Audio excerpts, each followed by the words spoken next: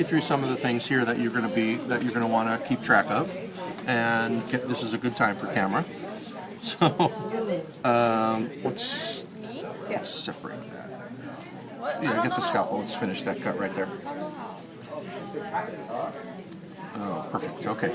So the first thing is, if you feel right up here, you'll see that big old muscle right here. One big muscle all the way around. That's your diaphragm. The diaphragm is the bellows that controls your breathing, that expands your lungs to make you breathe. Okay? This big thing here is the liver, and liver's got lobes. See, it's got a left lobe and a right lobe, and it's got an upper lobe and a lower lobe. And so the liver's got some different parts to it, but the liver's pretty big. If you lift up the right lobe of the liver, you'll see right here there's a section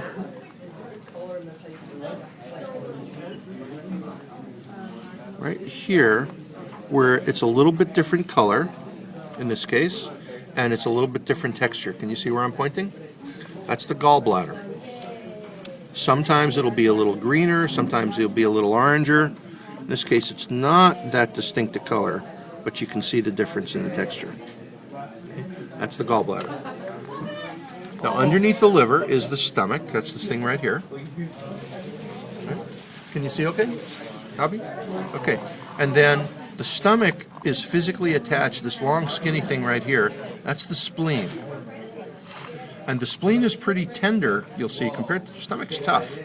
Spleen's pretty tender, and we want to protect that spleen. It's an important part of the immune system. So the spleen is physically attached to the stomach by this membrane called a mesentery. And that's just to physically hold it in place so it doesn't get tangled up. Now, if you pull all the stomach and the spleen way to the side, way to the left side, you'll see just the beginning of this thing right here. You see it's got like a cottage cheese, scrambled eggy consistency right here, and it's kind of white. That is the beginning of the pancreas. The pancreas is a super critical organ that produces insulin and glucagon. We'll talk more about that when we get back. And it's actually pretty big. It goes all the way in the back. So this is the only part of it you could see until we started taking other stuff out. So pancreas, okay, is the whitish cottage cheesy thing. Okay. Well, pretty easy to tell. Small intestine is bigger but narrower. It's a smaller tube versus large intestine, which is a much thicker tube. It's also a different color. So pretty easy to tell small intestine from large intestine. Okay. And right at the juncture, if you pull this to the side, between the small and large intestine, you'll see this piece right here that looks like it's part of the large intestine, but it's kind of coming off to nowhere and it reaches a dead end. Can you see it? Okay, that's the cecum. And that's where the pig produces cellulase, which is what it uses to digest cellulose. That's why it can eat grain, it can eat fiber, and you can't. I mean, you can eat it, but you won't get any nutrient out of it. All right, and then underneath the peritoneum, I think in this case it's easier to see on this side. Right here's a kidney. We'll be looking at the kidney in more detail, right there. And there's another one right here underneath the peritoneum. You can't see it very well because of this. And the peritoneum, this is really a nice view of how strong this thing is to protect the abdominal cavity. And then finally... Is the kidney not in the abdominal cavity then? No, it's outside. It's under the peritoneum.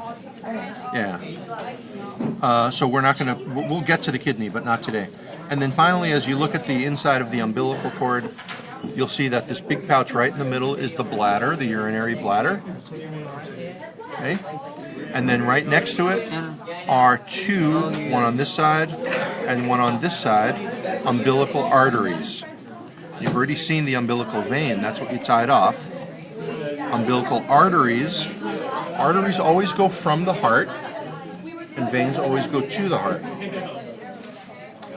But in this case, usually your arteries carry blood from the heart with oxygen, but this is a fetus. It needs to get the oxygen from the mother. So in this case, this is an exception. The umbilical vein is bringing in the oxygenated blood from the mother, and the arteries are bringing the deoxygenated blood away from the fetus. It's one of two exceptions about where the oxygen is. Okay? So, diaphragm, liver, gallbladder, stomach, spleen, mesentery, pancreas, small intestine, large intestine, cecum, kidney,